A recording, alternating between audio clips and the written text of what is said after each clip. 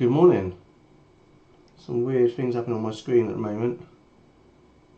It says I'm live, but YouTube is all greyed out, so I'm assuming I'm live. Okay, so let's crack on anyway. Let's just get economic calendar on. So no major news today. 11 o'clock we've got Fed Cook speaking, so it gives us 2 out of 3 for the market moving. So just keep an eye on any positions you may be in around about 11 o'clock, but nothing else today really which could affect the market. So we go straight into the levels. So I'm looking at the MES or the ES chart, and we're looking at the daily at the moment. And just a quick one on the daily. So I've got my plan open for this as well. So I do a detailed plan every day just so I know what I'm looking out for and what scenarios I'm looking out for as well. But the daily, one thing to note is the lack of, or the reduced volume over the last week. Even though we've seen it rally, so we've seen this big move push up, but we've seen this decline of volume, and usually that means it could be a pullback. I was a bit biased on Friday because I thought we were going to pull back here. I also thought we were going to pull back here when I was trying to go long in these places, and it still cracked through. Did eventually get the top for a little bit of a reprieve. I didn't actually do a video Friday because my little boy started scouts. It's his first day, so I was just taxi driver and I was hanging around, helped out a bit as well. So Friday was basically a red day. I wouldn't say I traded it badly. I did overtrade. I was a little bit biased on the short because I've been watching this volume and it was so extended as well. And as I said, I tried shorting on the break of this on this trend line break, thinking we're going to see it come back down again. Then I tried shorting in this area of supply and then on the 50 moving average as well, and it didn't work too well. So, and I eventually did make back some of my losses, but I was down, so it wasn't a bad losing day. I just took out the previous day's profit, so still too much of a red loss for my liking. I'm just going to put these trend lines together to see where we are. So interesting that we've broken the trend, that trend up. Let's just clone that. Here we go. So that's a good, interesting trend line. If I can extend that as well. Out there. What I do like to clone the trend lines, and we can see, just close that for a second. So you can see from this trend line, we've been consolidating since Friday, and the post-market or the pre-market Sunday and today, we haven't really done much. We're sitting in this channel and almost like we're waiting for something to happen. But we have broken this trend line, so we haven't continued up like we have done since, what day was that, Wednesday. And let's see, so I've got see what significant levels we've got. So what I'm really looking for is a potential rejection if we come up into this area, 44.30 area. That's the area I'm waiting for rejection. This entire supply zone, so 44.20 to 44.30, and I've got a daily level, this yellow line at 44.28.25. So that's a potential area I want to see a nice rejection from.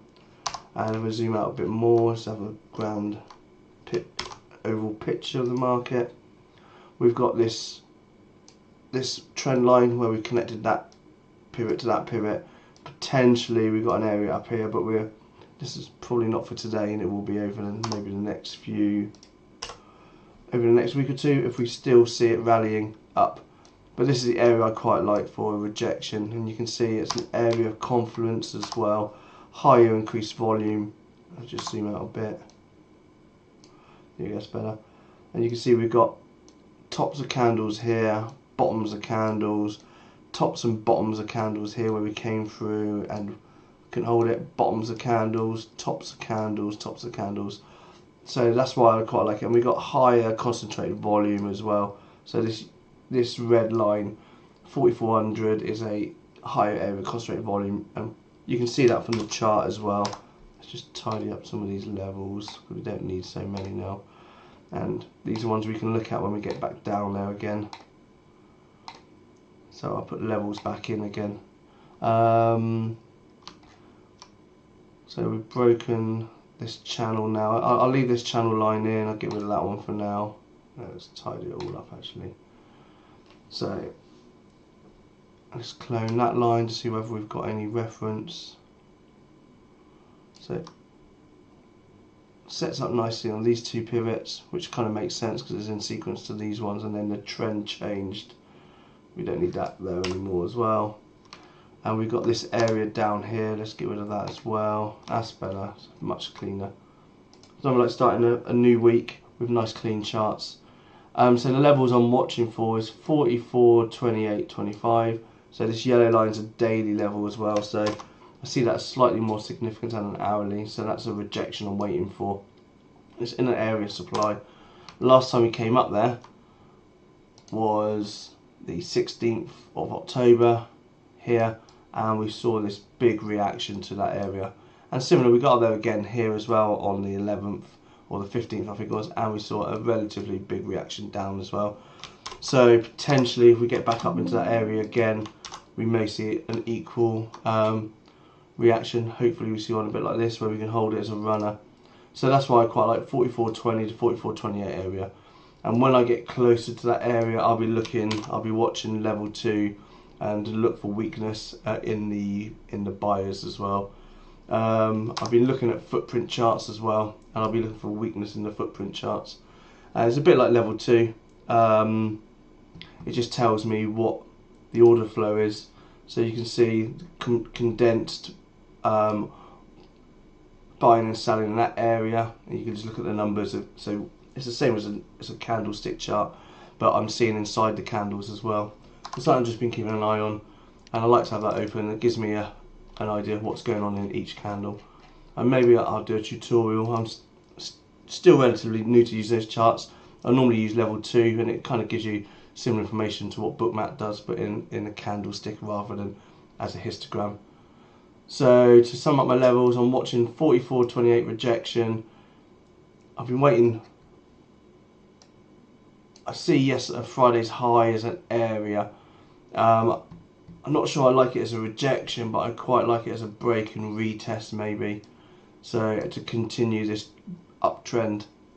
But like I said, we're very extended on the daily, on the hourly. We're quite far away from the moving averages on the daily as well, and on this hourly chart. So there's no major news as well. So it's going to be I reckon it might be a tough day. We could just see it just eating time off the clock.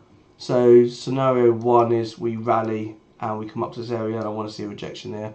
Scenario 2 is we go sideways and there's probably no real trades in that area. You could potentially play the channel between that area and that area. Or scenario 3 is we see a big sell-off after the open, and that leads me to my next level. I quite like the bounce off of these areas, this area of confluence, and it was a previous area of supply. It's not supply now, it's now demand. Let's just change, don't matter, it's green. Let's just out of completeness, I'll set it to green. So I like a bounce off of 43.67, 43.68 area, but we are quite close, so this is going to be a higher risk bounce, but it's with the trend, so potentially coming down for the push back up. If we see a bigger sell-off, then this area I quite like as well, and that is 43.41 for a bounce, and that will be 43.40 through to wherever the 50 moving average would be, 43.51. So it's a big area, that's a $10 area, so it'll be with confirmation if we get down to this area, but I prefer this area right there. So my alert, I've got my alert set as well, because that's the area I'm going to move it up, so I want to see it before we get to there. So my alert set is 43.39. So I want to see it break that level, poke through and push back up. And in fact I'm going to move my alert to before that area, so it gives me some 43.44 as my alert area, so I can have some advanced warning, and I want to get an alert if we get up into that area. So they're basically the two trades I'm watching. There's nothing else really. If we do have a big sell-off and we need to take out all of Friday and Thursday, then 42.60s, 42.80 is an area to watch for as well, for potential bounce. But you can see now the 50 has crossed the 200 as well, and we've got this big uptrend. So we're definitely we want to go with the trend as much as we can. But remember, it is very, very overextended. Okay, looking at SPY next. Again, similar to MES, 438 to 439 area for rejection, and we're looking at 431 area, 430.91 as a bounce area. So these are the areas I'm waiting for. Maybe a break and retest again off the pre-market high, but we've got a lot of it's not a very good chart of that area, and we've got higher condensed volume as well, so we could see that as an area of resistance. But they're the only two levels I'm watching.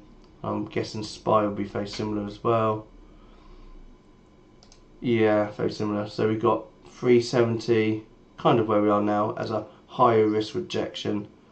But I prefer 372.87 to 374, this area here, for a higher probability rejection. And again, last time it was there, you can see this big red bar. So we came into that area before, and it's a big sell-off down, big red bar. So we know it's capable of, and again, 371 was a big sell-off as well. So you could potentially watch that. Where are we now? I think we're a little bit below. Yeah, 371. So they're the areas to watch for. And for bounces, this area of confluence as well. So it would be between 364.50 down to 363.50 area. So that's a dollar difference around that area. So I'm going in between. So 363.91, and that is basically the top of that candle, the bottom of that candle, right bang in the middle, bottoms of these candles as well. That's kind of how I just got that level. And that's it for Qs. Nasdaq. Yeah, it's pretty clear really, same as before.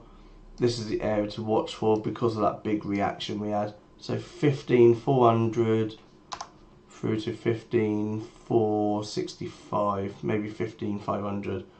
So there's an area to watch for a rejection. Bounce wise, it's got to be the 15,000 round number, psychological number as well. So this area here. So fine tune it a bit. About there. What's that? 15. Yeah, 15,000 area to watch for. And of course, on all these stocks, we could see a double top here as well, where we come in, come back, retested it like an M-shaped top. So you can watch for that on all these stocks as well. So going back to MES, we could see the same thing happen there. We come up, we retest Friday's high, and we reject it. And you could say that's a higher risk rejection area, or a higher probability break and retest area. And then looking at oil, how's that looking? Okay, we're still behind this, down below this area we've been watching for some time, and we're in a downtrend at the moment. You can see we're putting in this channel. In fact, let's do it with Trading Views channel tool. Who is it? That one there. So I found this is instead of doing the clone, you can just create your own channel.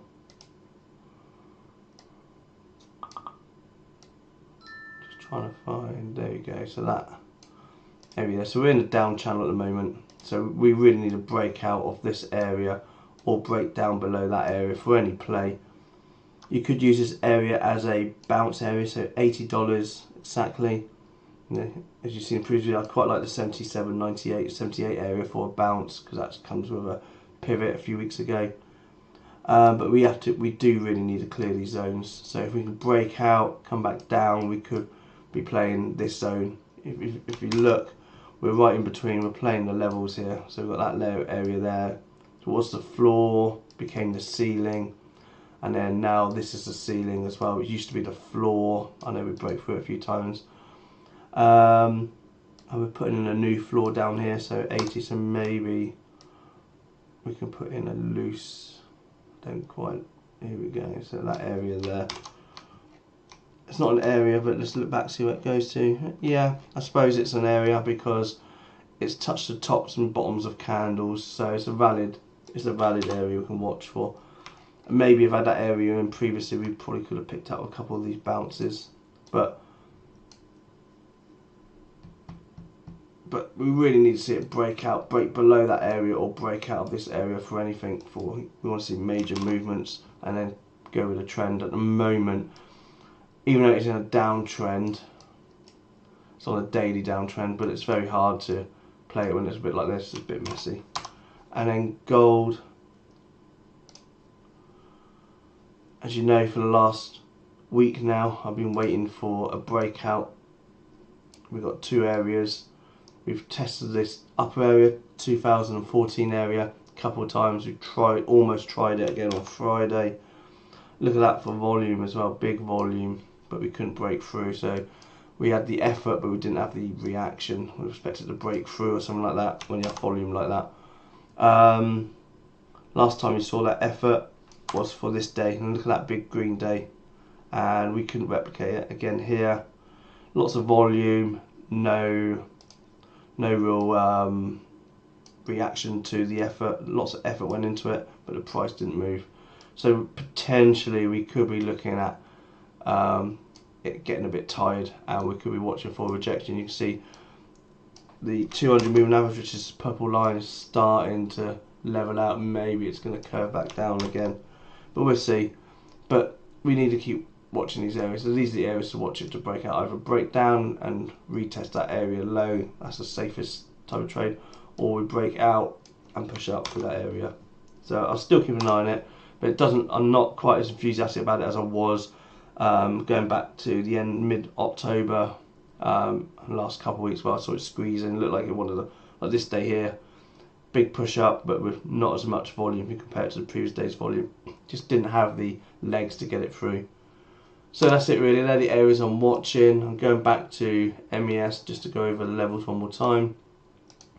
Just to recap, we've got a rejection at 44.20 through to 44.28, this area here. That's what I'm going to be watching for today for a rejection. I'm going to be patient as well. That's why I like doing the pre-market plans, because I can then sit around and do other things until my alert goes off, and then I can be focused on the market. So that's the area I'm waiting for. I may consider a break and retest of Friday's high. Got a breakthrough, come back. But like I said, it's quite extended, and even I'm trying not to be short bias, but we are due a pullback at some point. This is, what is it? 1, 2, 3, 4, 5, 6 days extended, and today was the first day we didn't actually gap up. Well, it's an inside day at the moment. I think we gapped up every single day last week. It's pretty easy to tell on the SPY. Yeah, look at that. So we gapped up every day last week. So this is a big gap day there, and notice how we had the big push on that day, big volume. So if you look at technically it started from there, but the volume did not reflect the size of the bar as well if you compare it to the previous day's bar.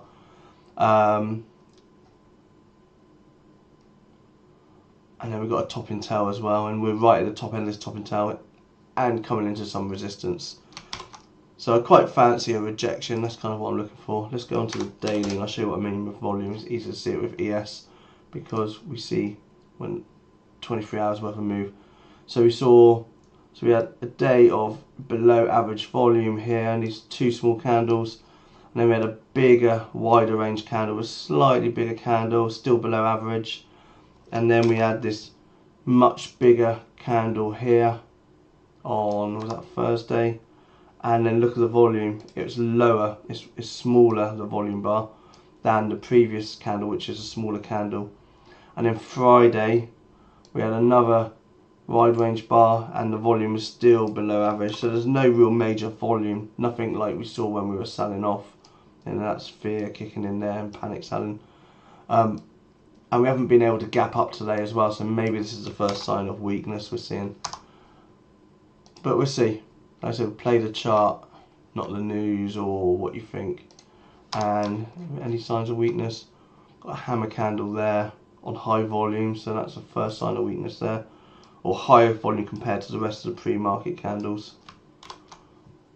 So this candle here, we've got a few of these actually indecision candles as well. What we can do, there we go, we can see the volume better now. So we've got this candle here, so at one point it was fully red, came back up again.